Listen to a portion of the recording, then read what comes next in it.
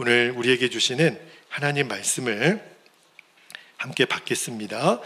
창세기 34장 1절에서 12절까지 말씀을 저와 여러분이 한 절씩 말씀을 교독하여 받습니다. 1절입니다. 레아가 야곱에게 낳은 딸 디나가 그 땅의 딸들을 보러 나갔더니 히위 족속 중 하몰의 아들 그 땅의 추장 세겜이 그를 보고 끌어들여 강간하여 욕되게 하고 그 마음이 깊이 야곱의 딸 디나에게 연연하며 그 소녀를 사랑하여 그의 마음을 말로 위로하고 그의 아버지 하몰에게 청하여 이르되 이 소녀를 내 아내로 얻게 하여 주소서 하였더라. 야곱이 그 딸 디나를 그가 더럽혔다함을 들었으나 자기 아들들이 들에서 목축함으로 그들이 돌아오기까지 잠잠하였고 세겜의 아버지 하몰은 야곱에게 말하러 왔으며 7절 야곱의 아들들은 들에서 이를 듣고 돌아와서 그들 모두가 근심하고 심히 노하였으니 이는 세겜이 야곱의 딸을 강간하여 이스라엘에게 부끄러운 일 곧 행하지 못할 일을 행하였음이더라. 하몰이 그들에게 이르되 내 아들 세겜이 마음으로 너희 딸을 연연하여 하니 원하건대 그를 세겜에게 주어 아내로 삼게 하라.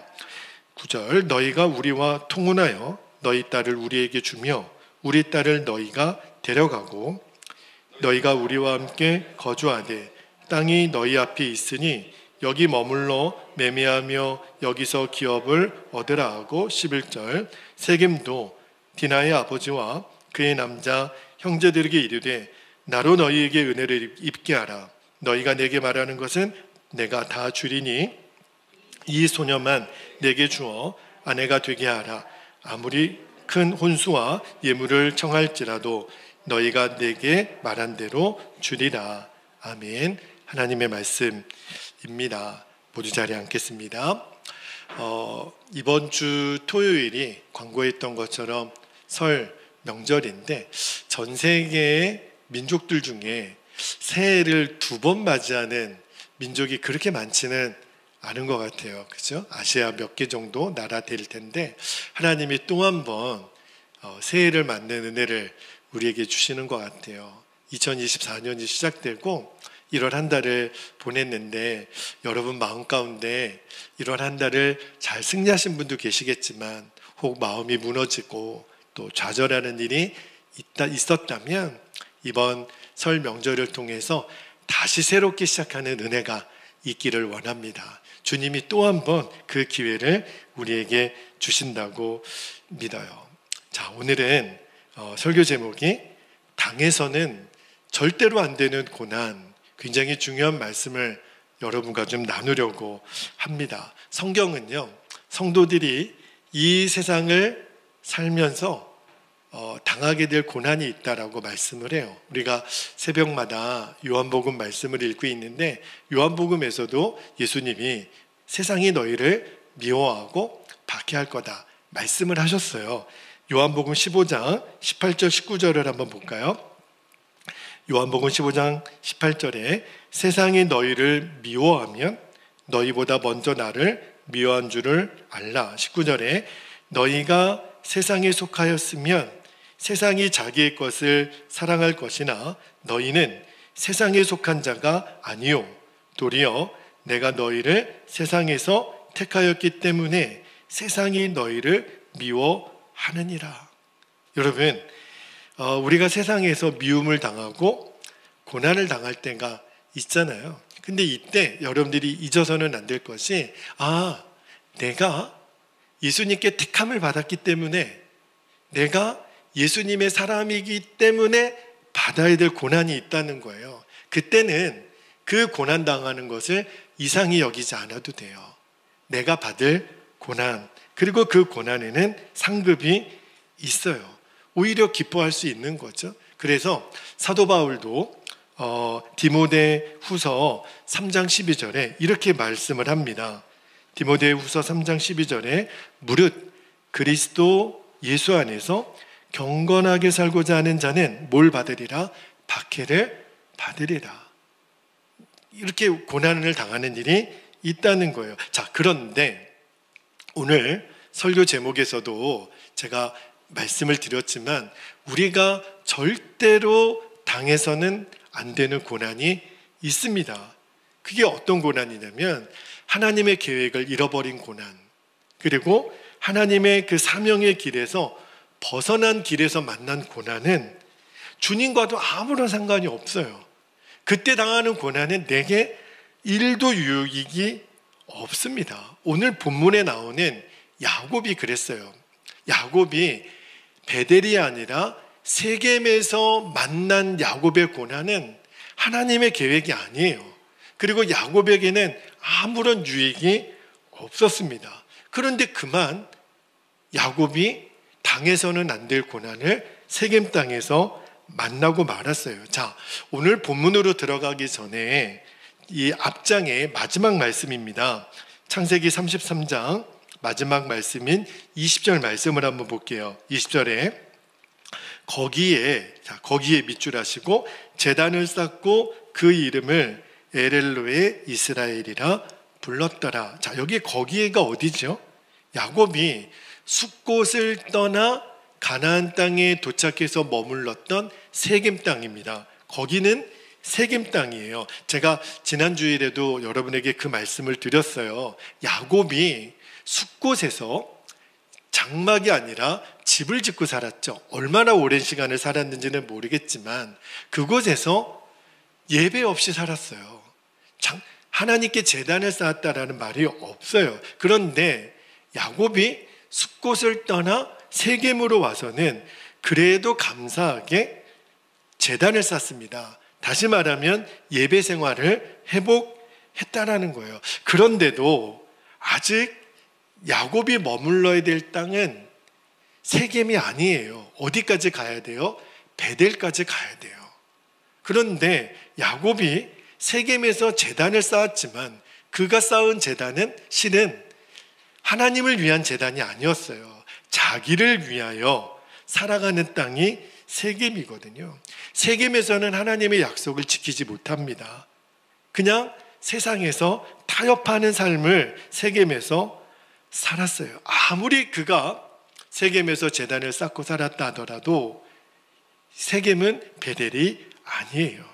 우리가 영적으로 해석해 보면 우리가 주일날 교회 오고 예배도 드리고 헌금도 하고 봉사를 하고 그래도 얼마든지 자기 자신을 위해 살아가는 성도들이 있을 수 있습니다. 그리고 세상과 늘 타협하는 거죠. 어쩔 수 없는 거지. 세상에서 살면 로마에 가면 로마법을 따르는 것처럼 적당하게 사는 거지. 그러니까 하나님의 약속도 하나님의 사명도 얼마든지 뒤로 제껴놓고 세상과 타협하고 살 수 있어요. 자, 오늘 말씀은 아닌데 다다음 주에 볼 거예요. 창세기 35장에 들어가면 1절에 하나님이 야곱에게 나타나서 이렇게 말씀하십니다. 창세기 35장 1절 말씀을 볼게요. 하나님이 야곱에게 이르시되 일어나 어디로요? 베델로 올라가서 거기 거주하여 내가 내 형 에서의 낯을 피하여 도망하던 때에 내게 나타났던 하나님께 거기서는 베델이에요. 제단을 쌓으라 하신지라. 그렇게 말씀하셨어요. 여러분, 똑같은 제단을 쌓아도 그죠? 세겜에서 쌓은 제단하고 베델에서 쌓은 제단은 다르다라는 거예요. 똑같이 예배하고 형식도 제물도 똑같을지는 몰라요. 그러나 뭐가 다르죠? 예배자의 마음이 달라요. 세겜에서 예배드리는 야곱의 마음과 베델에서 예배를 드리는 야곱의 마음이 달라요. 여러분, 세상과 적당하게 타협하고 그렇게 드리는 사람의 예배와 하나님의 사명을 감당하기 위해서 생명을 걸고 하나님의 약속을 지키기 위해서 사는 자가 드리는 예배가 어떻게 똑같겠어요? 사람이 보기에는 비슷하게 보일지 모르지만 마음의 중심을 보시는 하나님이 보기에는 완전히 다르죠. 이게 바로 세겜에서 예배와 베델에서 예배의 차이예요. 그래서 하나님이 세겜에서 살고 있는 야곱에게 야곱아 일어나라. 그리고 이 땅을 떠나 어디로 가라? 베델로 올라가라. 베델에 가서 믿음의 제단을 쌓으라는 거예요. 성경에 등장하는 모든 말씀이 다 의미가 있겠죠. 의미 없이 기록된 말씀은 없을 거예요. 그런데 창세기 말씀을 읽다 보면 여러분도 잘 이해가 안 되는 게, 나중에 창세기 38장에 가면 유다하고 다말의 임신 사건이 또 있거든요. 그때도 제가 말씀을 또 드릴게요. 그때도 그렇지만 이 창세기 34장은 그냥 없었으면, 그냥 33장 20절에서 35장 1절로 바로 넘어갔으면 너무너무 좋았을 말씀이에요. 근데 이 숫곳에서 집을 살고 살았던 야곱이 그 삶을 청산하고 이 요단강을 건너서 가나안 땅까지 들어온 것은 너무 잘했어요. 그런데 왜 세겜에 머물렀냐 말이에요. 베델로 바로 갔으면 좋았을 것을 왜 세겜에 머물렀냐 말이에요. 그죠? 그리고 말씀을 잘 보면 세겜에 와서는요, 아예 땅을 사요. 이곳이 좋다는 거예요. 숫곳을 떠날 때만 해도 내 행선지는 베델이야 라고 생각했을지 모르겠지만 세겜에 오니까 여기도 살만하네. 그러니까 땅을 사고 아예 그냥 정착할 마음이 드는 거죠. 그러니까 야곱의 마음에 이제 베델로 올라가야겠다라는 마음이 점점 없어지는 거예요. 왜 그랬을까요? 여기도 가나안 땅이니까. 그리고 여기서 내가 예배를 안 드려? 예배 드리잖아. 여기서도 제단을 쌓고 나름대로 신앙생활 하잖아. 여러분, 타협이 이렇게 무섭습니다. 주님께서 라오디게아 교회를 책망하셨던 말씀이 있어요. 라오디게아 교회를 왜 책망했냐면 세상과 타협하는 믿음 때문에. 자, 요한계시록 3장 16절 말씀을 한번 읽어드릴게요. 요한계시록 3장 16절에 보면 내가 이같이 뭐하여 미지근하여 뜨겁지도 아니하고 차지도 아니하니 내 입에서 너를 토하여 버리리라. 여러분, 미지근한 것이 사실은 차가운 것보다 더 안 좋을 수 있어요. 어떤 의미로 보면요, 야곱에게 숫곳이 더 나을 수도 있어요. 그러니까 숫곳에서는 마음에 성령의 근심이라도 느끼죠. 내가 이러면 안 되는데, 예배도 드리지 않고 주일인데 교회도 가지 않고 하나님께 마땅히 드려야 될 예물 생활도 잃어버리고 내가 이러면 큰일인데, 이런 마음이 숫곳에서는 있었단 말입니다. 그런데 세겜에서는 야곱이 어떤 마음이 드냐면 그냥 미지근한 거예요. 적당하게 세상과 타협하면서 내가 예배를 안 드려, 제단도 쌓았잖아. 그러나 야곱의 마음에는 하나님의 약속을 잃어버리고 사명 잃어버리고 베델로 가야 되는 거 다 잃어버리고 내가 하나님 안 믿는 것도 아닌데 내가 이만하면 됐잖아. 이렇게 은근슬쩍 타협했던 그 태도가 바로 세겜에서의 야곱의 모습이에요. 이게 왜 문제가 되냐면 이 미지근한 라오디게아 교회 성도들 같은 마음을 갖고 있으면 성령님이 그에게 아무리 말씀을 해도 듣지 않습니다. 외면하고 무시해요. 이게 바로 미지근한 신앙의 문제고 세겜의 문제예요. 여러분, 미지근한 신앙은 결국 어디까지 가냐면 내 인생의 주인은 나예요.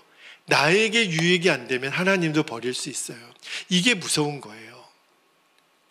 이제는 정확하게 우리가 들어야 됩니다. 이게 바로 라오디게아 교회의 문제였고 야곱의 문제였어요. 그래서 결국 어떻게 되죠? 만나지 말아야 될 고난을 이 창세기 34장에서 야곱이 만납니다. 물론 하나님은 우리를 정결한 도구가 되기 위해서 고난을 주세요. 박해를 받아요. 고난당한 것이 내게 유익이 되는 고난이 있지만 창세기 34장에서 야곱이 당한 고난은 절대로 만나지 말아야 될 고난이에요. 사서 고생한 거예요. 자, 이제 오늘 본문으로 좀 들어가 볼게요. 자, 오늘 말씀에 1절 말씀을 한번 볼게요. 창세기 34장 1절에 보면 야곱에게 아들만 있었던 게 아니죠. 레아를 통해서 딸이 하나 있었어요. 외동딸이 있었는데 그 딸의 이름이 디나입니다. 1절에 보니까 레아가 야곱에게 낳은 딸 디나가 그 땅의 딸들을 보러 나갔더니 그렇게 돼 있잖아요. 여러분, 야곱의 딸 디나가 세겜 땅의 딸들을 보러 나간 것이 왜 문제가 되죠? 여러분, 이 세겜 땅은 가나안 땅이에요. 가나안 땅은 여러분 노아에게 세 아들이 있었죠. 그 둘째 아들 이름이 뭐였죠? 함이었어요. 이 함의 후손들이 정착하여 살았던 땅이 가나안 땅입니다. 그런데 이 가나안 땅에는 하나님을 대적하는 우상 숭배가 엄청나게 성행했던 땅이에요. 그리고 그 가나안 땅은 영적으로도 성적으로도 엄청나게 문란했습니다. 그래서 여러분, 아브라함의 종에게 그의 아들 이삭의 아내감, 나중에 이제 리브가를 만나게 되잖아요. 그 아내감을 택할 때 신신당부하잖아요.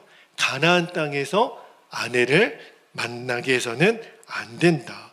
여러분, 이삭의 쌍둥이 아들 둘이 있었죠. 에서와 야곱이에요. 근데 이 에서는요, 별명이 뭐냐면 망령된 사람이라 그랬어요. 왜 그랬냐면 아버지 이삭과 리브가의 마음에 늘 근심이 됐는데, 왜 근심이 됐냐면 성경에서 말하기를 에서가 이 가나안 딸들 중에서 아내를 맞이했기 때문에. 그래서 아버지 이삭이 안 되겠다, 에서처럼 살면 안 돼, 그래가지고 야곱을 하란 땅으로 보낸 거예요. 그때 아버지 이삭이 야곱에게 신신당부하기를, 자, 창세기 28장 1절 2절 말씀을 한번 볼게요. 거기에 보면 이삭이 야곱을 불러 그에게 축복하고 또 당부하여 이르되, 야곱아, 너 정말 조심해야 돼. 뭐라고 말하냐면, 너는 가나안 사람의 딸들 중에서 절대로 아내를 맞이하지 말고 2절에 일어나 밧단 아람으로 가서 내 외조부 부두엘의 집에 이르러 거기서 내 외삼촌 라반의 딸 중에서 아내를 맞이하라. 너 가나안에 있는 여자들 네 아내로 맞이하면 절대로 안 돼.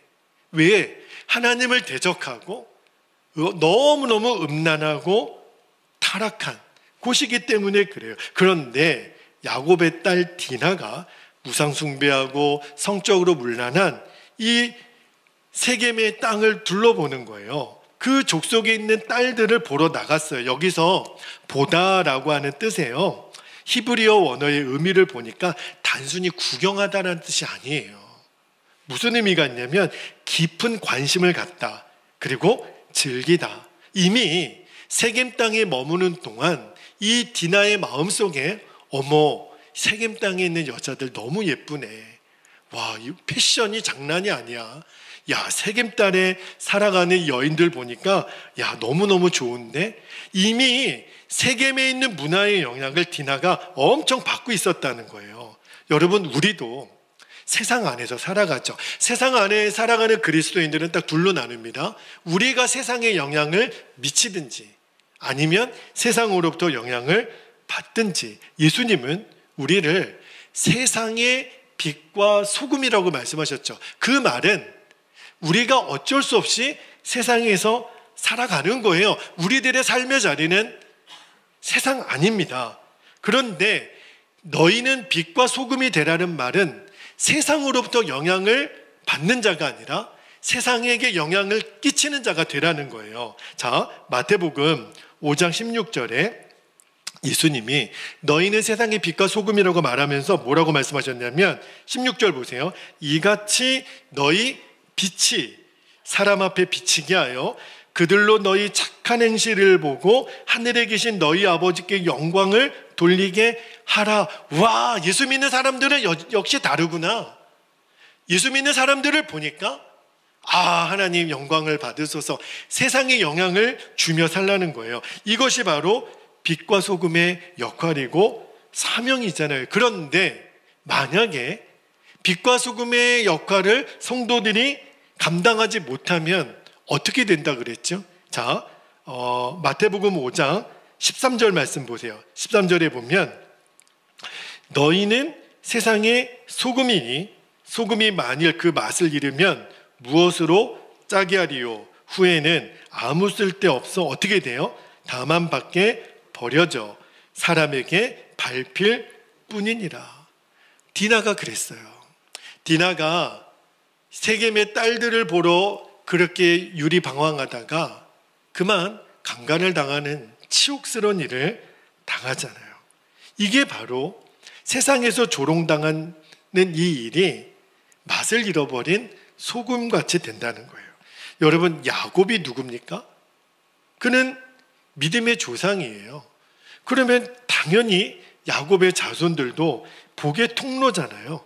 하나님이 복의 통로로 세우셨다면 복의 통로답게 살아야죠. 그런데 지금 그러지 못해요. 복의 통로로 살기 위해서라도 세겜에서 살면 안 되는 거였어요. 세겜에서 살면 사명을 잃어버리니까 이 디나처럼 말할 수 없는 치욕을 당하게 됩니다. 말씀을 묵상하면서 너무너무 안타까웠던 게 뭐냐면 창세기 34장에 가면 야곱의 집안에 엄청난 문제가 일어나요. 디나만 문제가 아니었습니다. 야곱의 아들들도 똑같았어요. 뭘 말하는 거냐면 여러분, 우리들의 삶의 자리가 세겜에서 계속 머물러 있으면 어떻게 되냐면 우리의 온 가족의 믿음이 다 무너지는 거예요. 결과론이지만 야곱이 세겜에서 정착을 안 하고 바로 베델로 올라갔으면 이런 일은 없겠죠. 여러분, 세겜에 머무는 동안 야곱도 디나도 그랬지만 여러분, 그 아들들도 믿음 다 무너졌어요. 나중에 다음 장에서 보겠지만 나중에 야곱의 아들들이 칼부리 많은 피해 복수를 하잖아요. 이런 엄청난 일을 당해요. 여러분, 세겜에서 사는 동안 야곱도 디나도 그의 아들들도 다 믿음이 변질된 거예요. 세상으로부터 너무 많은 영향을 받은 거예요. 그런데 누가 책임이 제일 클까요? 야곱이죠. 부모의 책임이 절대로 작다고 말을 할 수가 없어요. 여러분, 부모가요, 세겜에서 어정쩡하게 머무는 동안 이 야곱의 자녀들, 특히 이 세상도 마찬가지입니다. 우리 부모들이 어정쩡하게 세겜에서 타협하는 신앙생활을 하는 동안 우리들의 아이들의 믿음 다 엉망이 되고 맙니다. 세상으로부터 다 영향을 받아서 나중에요, 부모가 정신 차리고 야, 아니야, 우리 이제 베델로 가야 돼. 근데 그때는 자녀들이 말을 듣지 않습니다. 가려면 부모님이랑 가세요. 저는 여기가 좋아요. 이미 완전히 아이들의 정신은 세겜 사람이 되고 맙니다. 누구 책임이 클까요? 부모 책임이 큰 거예요. 우리 부모들이 우리 자녀들 앞에서 정말 믿음 생활 잘해야 됩니다. 이제 더 이상 세겜에서 미지근한 적당하게 타협하고 그렇게 살 수가 없어요. 자, 오늘 본문의 5절 말씀을 한번 볼게요. 5절 말씀에 보면 이제 큰일이 난 겁니다. 이제 세겜이 그 딸 디나를 욕보이는 일이 있다는 이야기를 야곱이 전해 들어요. 자, 5절에 보면 야곱이 그 딸 디나를 그가 더럽혔다 함을 들었으나 자기의 아들들이 들에서 목축함으로 그들이 돌아오기까지 잠잠하였고 그래요. 이 대목이 중요합니다. 자, 여러분, 내가 아버지예요. 내 딸이 지금 말도 안 되는 이런 비참한 치욕스러운 일을 겪었으면 보통 아버지라면 어떻게 하죠? 이거는 보통 일이 아니에요.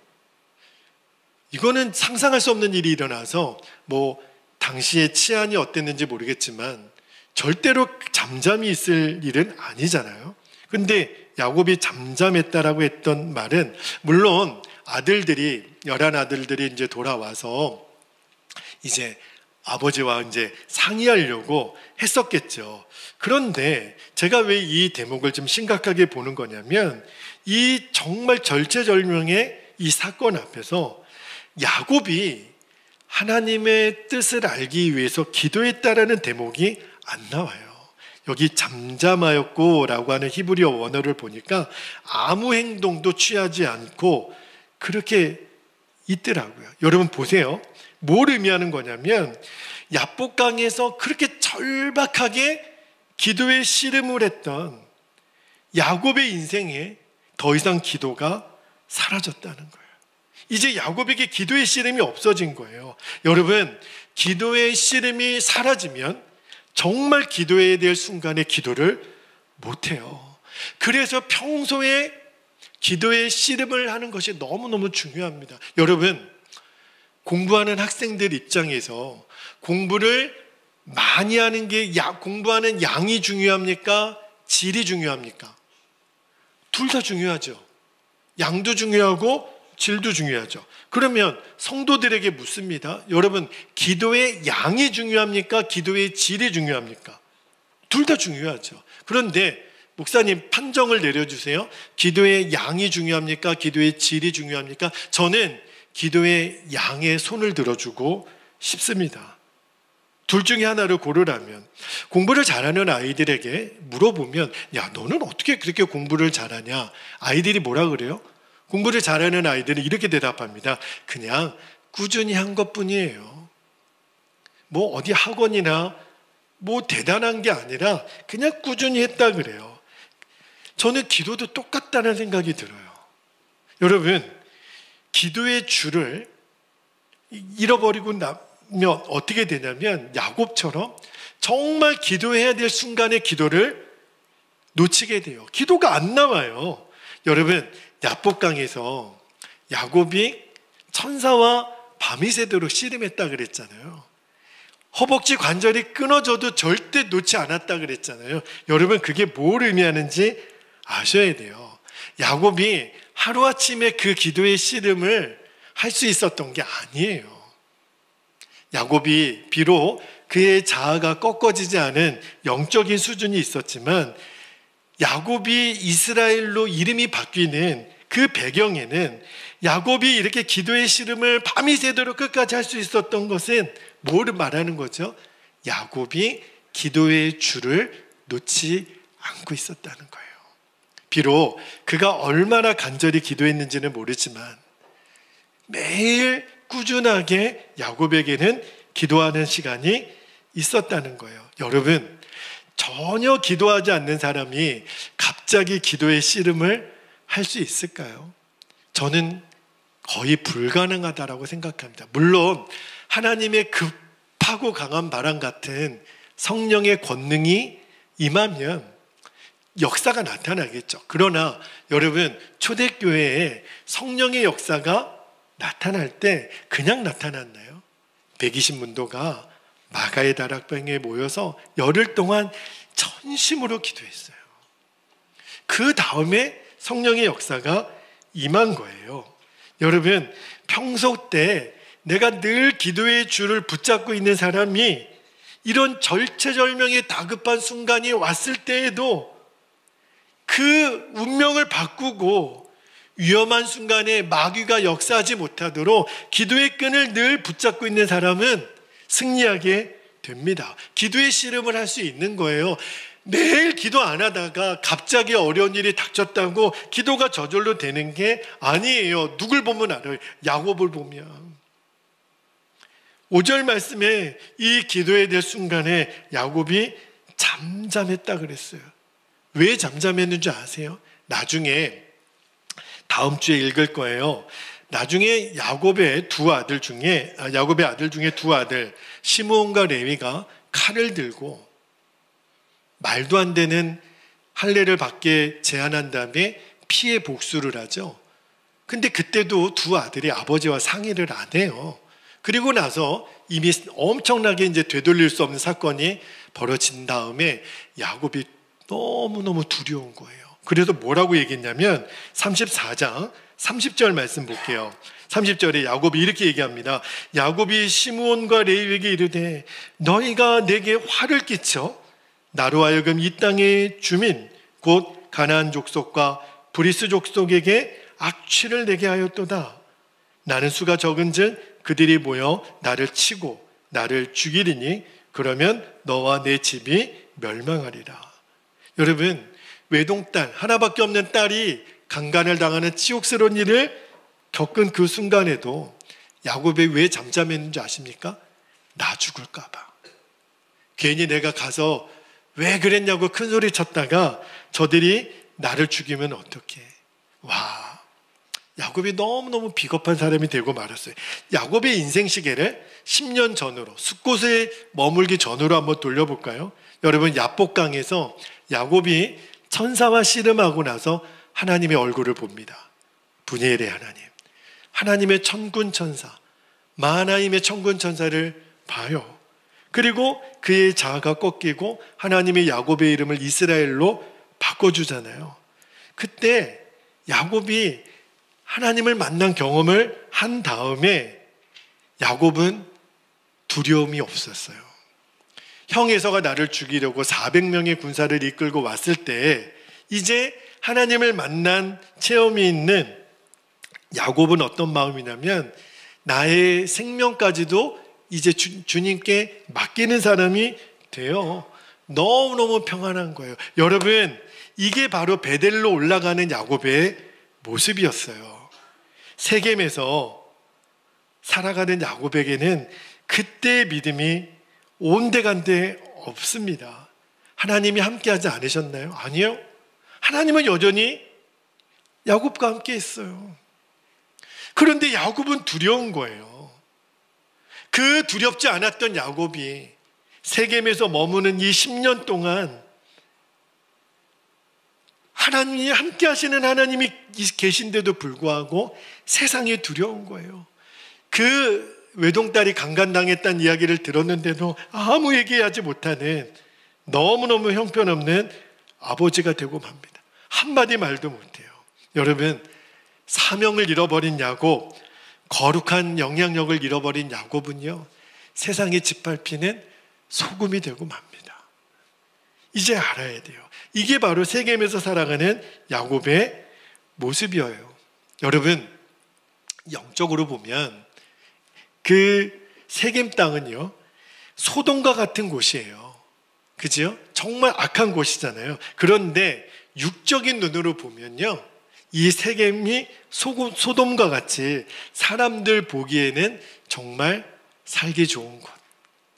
저는 우리나라에 정치를 하시는 분들이 어떤 마인드로 하시는지는 정확하게는 모르겠어요. 그러나 답답한 마음이, 정말 우리나라가 어떤 특정한 지역을 벗어나서 온 땅이 골고루 잘 사는 그런 나라가 되는 그런 지혜로운 정치자들이 세워지기를 저는 그렇게 기도하고 있습니다.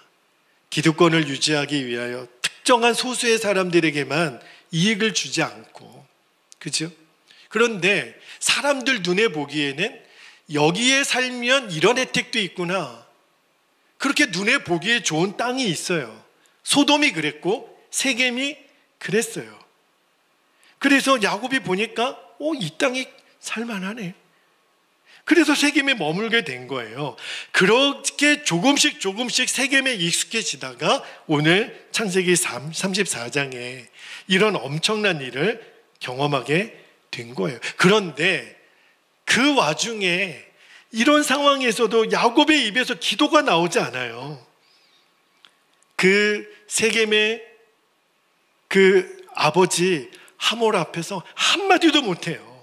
도대체 어쩌다가 이렇게 됐을까? 야곱이 도대체 그 형 앞에서도 당당했던, 담대했던, 두려움이 없었던, 하늘 평안과 하늘 사명을 가지고 있었던 야곱이 어쩌다가 이 지경이 됐을까? 또 그 아들들은 피해 복수를 하고, 도대체 야곱과 그의 가정이 왜 이렇게까지 무너졌을까? 하나님 떠나신 게 아니에요. 하나님은 여전히 함께 계셨어요. 그리고 하나님의 약속은 여전히 유효합니다.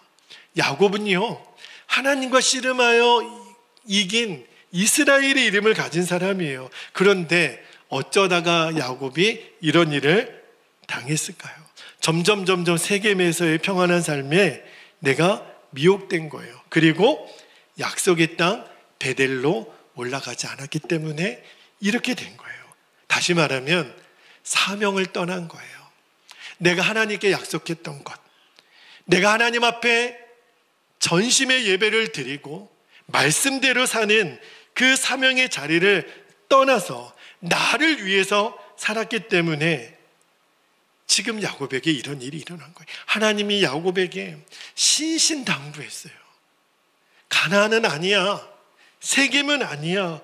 그래서 얼마나 베델로 올라가라고 말씀을 하셨나요? 그런데 야곱이 외면해요. 뭐라고요? 하나님, 숫곳은 적어도 아니잖아요. 내가 하나님을 떠났나요? 예배는 드리고 있잖아요. 나중에 올라가면 안 돼요, 베델? 조금만 더 나도 좀 세상 사람들처럼 누릴 것 누리고 가질 것 갖고 떵떵거리며 좀 살다가 나중에 베델로 올라가면 안 돼요. 그렇게 야곱이 타협한 거예요. 여러분, 세겜에서의 고난은 만나서는 안 될 고난, 당해서는 안 될 고난이에요. 그리고 또 얼마든지 안 만날 수도 있는 고난이었어요. 그러나 야곱이 하나님의 음성을 외면합니다. 베델로 올라가라. 제발 베델로 올라가라. 나중에 갈게요. 계속 외면하다가 이 34장의 엄청난 사건을 경험한 거예요. 여러분, 성도가 절대로 만나서는 안 될 고난이 있습니다. 만나지 말아야 될 고난은 만나지 않아야 돼요. 어떻게 하면 될까요? 세겜을 떠나야 합니다. 그리고 베델로 올라가야 돼요.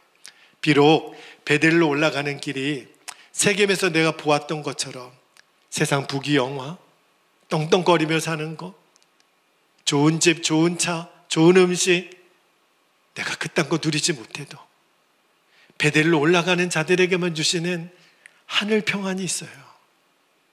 주 예수 모신 곳이 그 어디나 하늘나라. 그 고백하는 수 있는 그 힘은 베델로 올라가는 길에 있는 사람들의 찬양의 입술에서만 나오는 고백이에요. 내 주 예수 모신 곳이 그 어디나 하늘나라. 세겜에서는 그 고백이 나오지 못합니다. 여러분, 더 이상 세겜에서 머물 시간이 없어요. 나뿐만 아니라 우리의 자녀들도요. 내가 이렇게 어정쩡하게 미지근하게 머물러 있다가 우리 아이들이 세겜의 문화에 다 뺏겨버리고 맙니다. 이제는 더 이상 진리에 대한 기준이 없어지고 말아요. 여러분, 짓밟힌 소금이 되어서는 안 됩니다. 맛을 잃어버린 소금이 되어서는 안 돼요. 빨리 세겜 땅을 지나가야 됩니다. 베델로 가야 돼요. 야곱이 세겜 땅에서 기도 없이 살다가 한마디도 못하는 이 두려움에 사로잡히기 전에 우리도 세겜 땅을 떠나야 합니다. 우리가 머물러 있어야 될 땅이 아니에요. 절대로 당해서는 안 되는 고난은 만날 이유는 하나도 없습니다. 기도하겠습니다. 이 시간에 기도할 때 두 가지 기도 제목을 붙잡고 기도하기를 원합니다. 첫 번째, 당해서는 절대로 안 되는 고난, 세겜에서의 영적인 방황에 종지부를 찍는 은혜를 주옵소서. 이제 여러분 더 이상 방황할 필요가 없어요. 두 번째, 베델로 올라가는 삶을 위한 대가지불을 두려워하지 마십시오. 여러분, 속임수예요. 그게 나를 진짜 행복하게 만들어주는 거 아닙니다. 대신에 하나님이 주신 사명의 길을, 약속의 땅을 향하여 걸어가는 그 길을 잃어버리지 않게 하옵소서. 오늘도 그 사명의 길을 걷게 하옵소서. 우리가 이 두 가지 기도 제목을 붙잡고 간절히 기도한 후에 우리가 오늘도 주의 성찬을 받도록 하겠습니다. 주님의 이름을 간절히 부르고 통성으로 기도하겠습니다. 주여